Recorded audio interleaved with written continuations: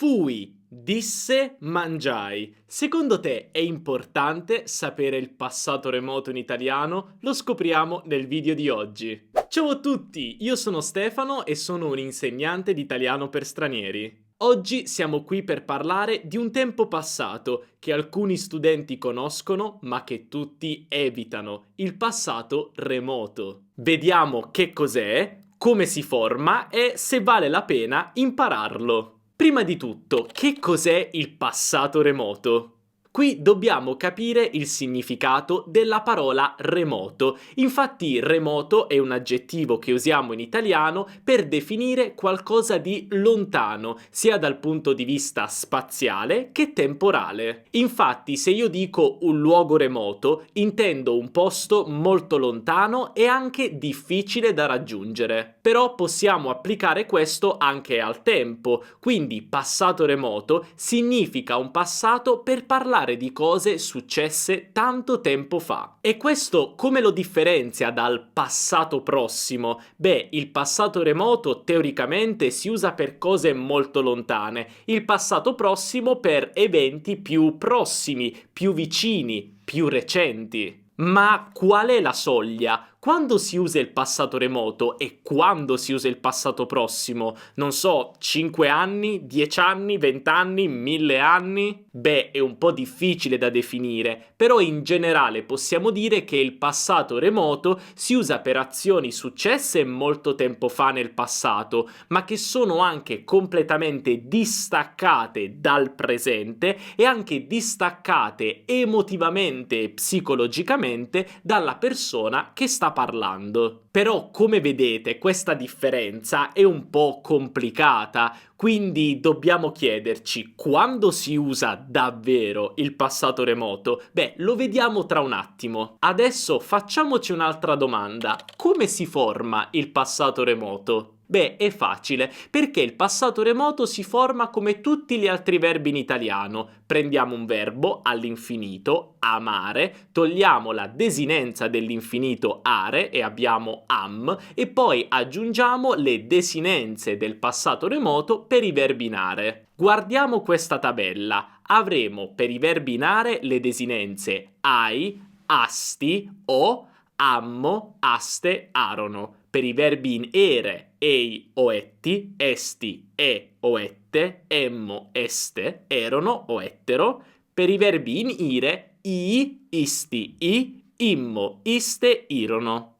Coniughiamo alcuni verbi velocemente per capire come funziona. Per esempio, amare. Io amai, tu amasti, lui lei amò, noi amammo, voi amaste, loro amarono. Per i verbi in ere, per esempio ricevere, io ricevei, tu ricevesti, lui lei ricevé, noi ricevemmo, voi riceveste, loro riceverono. Per i verbi in ire, per esempio dormire, io dormii, tu dormisti, lui lei dormì, noi dormimmo, voi dormiste, loro dormirono. Sicuramente la coniugazione del passato remoto non è facilissima, però abbiamo un grande problema. Infatti al passato remoto ci sono tantissimi, ma proprio tanti verbi irregolari. Quindi vale la pena imparare tutte queste coniugazioni? Vale la pena imparare tutti questi verbi irregolari? Lo vediamo tra un attimo. Adesso dobbiamo farci un'altra domanda. Il passato remoto è ancora utilizzato?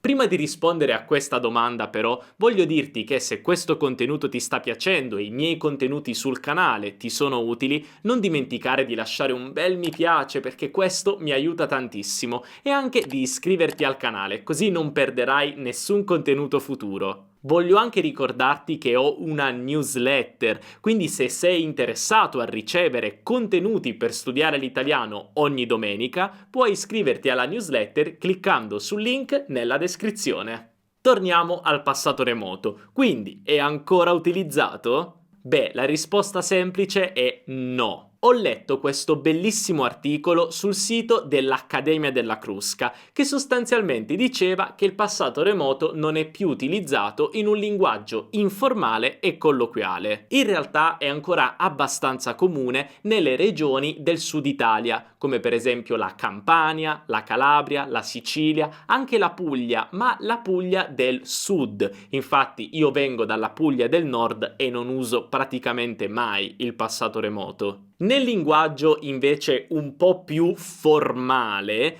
il passato remoto è ancora leggermente utilizzato, ma l'uso del passato prossimo va bene comunque. Vi faccio un esempio. Ascoltiamo un pezzo del podcast su Sanremo che ho registrato con la mia amica Gaia. Gaia, come me, viene dal nord della Puglia e generalmente non si usa il passato remoto, ma ascoltiamo. È cambiata perché nel 1985 il cantante italiano Claudio Baglioni andò al Festival di Sanremo come ospite e fece una esibizione dal vivo bellissima, così tanto che da lì in poi si decise che i cantanti dovevano cantare non in playback, dovevano cantare dal vivo.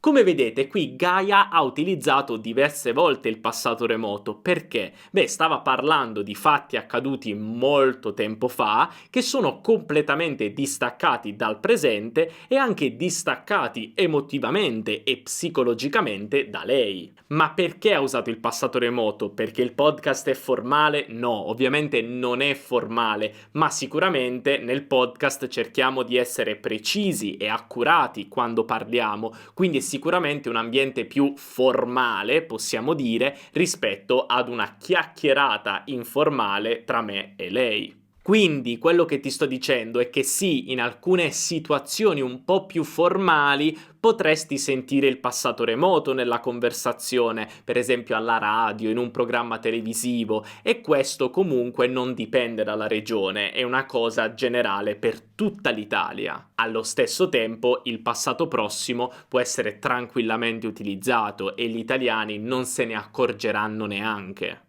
Quindi è importante sapere il passato remoto, sì o no? Beh, dipende, perché dobbiamo considerare una cosa molto importante: i romanzi. Infatti, se ti piace leggere e leggi in italiano, sicuramente saprai che nei libri, nei romanzi, il passato remoto è sempre presente. Infatti i libri possono essere raccontati al presente o al passato e se sono raccontati al passato sicuramente ci sarà il passato remoto. Prova ad andare in una libreria, apri un libro in italiano e se quel libro è raccontato al passato troverai sicuramente il passato remoto. Vi faccio un esempio tratto da uno dei libri più famosi al mondo che tutti conoscono, Harry Potter e la pietra filosofale. Ovviamente questa è una traduzione dall'inglese, ma comunque il passato remoto è utilizzato in tutti i libri di Harry Potter. Ascoltiamo questo paragrafo. Un uomo apparve all'angolo della strada che il gatto stava tenendo d'occhio, ma apparve così all'improvviso e silenziosamente che si sarebbe detto fosse spuntato direttamente dal terreno. La coda del gatto ebbe un guizzo e gli occhi divennero due fessure. In Private Drive non si era mai visto niente di simile. Era alto, magro e molto vecchio, a giudicare dall'argento dei capelli e della barba, talmente lunghi che li teneva infilati nella cintura. Indossava una tunica, un mantello color porpora che strusciava per terra e stivali con i tacchi alti e le fibbie. Dietro gli occhiali a mezzaluna aveva occhi azzurro chiaro, luminosi e scintillanti, e il naso era molto lungo e ricurvo, come se l'avesse rotto almeno un paio di volte. L'uomo si chiamava Albus Silente. Come vedete in questo paragrafo, anche un po' difficile, il passato remoto è utilizzato per raccontare le azioni, come apparve, no? Quando Albus Silente, cioè Dumbledore, è apparso, no? Apparve. Però poi per la descrizione fisica di Albus Silente usiamo l'imperfetto. Quindi, se leggete un romanzo, dovete necessariamente conoscere tutta la coniugazione del passato remoto e tutti i verbi irregolari? No, perché ho un consiglio per voi. Quindi, vediamo alcuni consigli per sapere il passato remoto senza studiarlo. Parliamoci chiaro, se noi leggiamo un libro e vediamo apparve apparve, possiamo immaginare che il verbo è apparire. Magari divennero è già un po' più difficile, quindi possiamo avere qualche difficoltà, ma possiamo immaginare che il verbo è diventare. Vediamo queste altre frasi. Per esempio, Giovanni amò follemente la sua donna. Beh, in questo caso è ovvio che amò è il verbo amare e la persona, il soggetto è Giovanni, quindi Giovanni ha amato molto, alla follia, la sua donna. Se dico per esempio la principessa comprò centinaia di cappelli durante quell'anno, è ovvio che comprò è il verbo comprare e il soggetto è lei, la principessa. Se dico per esempio i ragazzi gridarono tutto il pomeriggio per ottenere quello che volevano, è ovvio che gridarono è il verbo gridare. Quindi quello che voglio dirti è che non è necessario sapere la coniugazione di tutti i verbi al passato remoto, perché non li userai nella conversazione. E molte volte puoi semplicemente capire il significato di quel verbo anche senza sapere il passato remoto. Poi sì, il problema è che ci sono alcuni verbi irregolari, ma ti faccio vedere questa tabella, vediamo insieme. Questi sono i verbi più comuni al passato remoto, però una volta che impari fui, anzi, diciamo fu, ti consiglio di imparare solo la terza persona, perché è la più usata nei romanzi, sarà facile per te capire furono, fui o fummo. Sai che quello è il verbo essere, puoi immaginare il soggetto, la persona, io, lui, lei, dal contesto e capisci che quello è il verbo essere al passato. Lo stesso è per il verbo dire, troverai tantissimo la parola disse nei romanzi, soprattutto alla fine dei discorsi diretti. Per esempio, ho fatto un brutto sogno, disse il bambino impaurito, disse il bambino impaurito. Una volta che impari disse, non è necessario per te saper usare e saper coniugare il verbo dire al passato remoto, basta capirlo nei libri. Ti faccio vedere anche quest'altra tabella, che è una tabella più completa con i verbi al passato remoto, e se sei interessato a queste tabelle puoi andare sul mio sito, ti lascio il link qui sotto in descrizione al blog, così puoi scaricare e stampare queste tabelle e usarle come manuale quando leggi un libro. Quindi il mio consiglio è impara le terze persone singolari dei verbi irregolari, così puoi capire la maggior parte dei verbi quando stai leggendo un libro. Poi se ti piace la grammatica e vuoi studiare il passato remoto non è un problema, non ho niente in contrario, ma non è strettamente necessario. Spero che questi consigli ti siano stati utili e se hai qualche domanda fammelo sapere qui sotto nei commenti e risponderò il prima possibile. Noi per il video di oggi abbiamo finito e un abbraccio dall'Italia. Ciao!